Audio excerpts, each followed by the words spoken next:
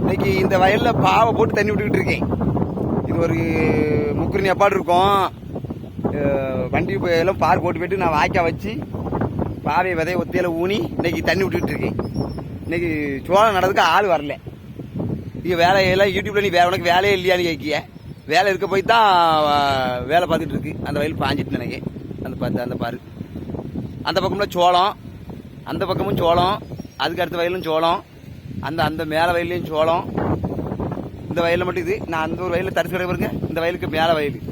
அந்த வயலில் வந்து புடலை போடலான்னு இருக்கு. புடலை இல்லை தக்காளி நடணும். அப்படி இல்லைன்னா அவரைக்காய் போடலான்னு ஒரு எண்ணெய் இருக்கு. இல்லை அவரைக்காவையாக போட்டு விடணும். அது நெல்லும் பாத வயல் பற்றிலா. அதில் வேற எந்த சோளம் வச்சோம்னா தட்டை உண்டாயிரம். அதுக்காக போடல.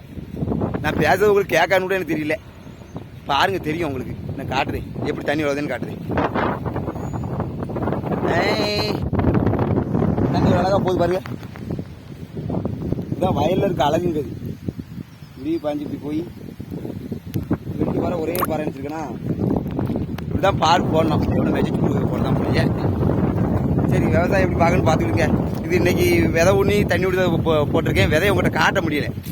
கொஞ்சம் அவசரத்தில் விதையை ஊனிவிட்டேன். விதை காட்ட முடியல. அடுத்து விதை போடையில உங்கள்கிட்ட சொல்லுவேன். தொடர்ந்து விவசாய வீடியோலாம் நிறைய போடுவேன். பார்த்துக்கிடுங்க.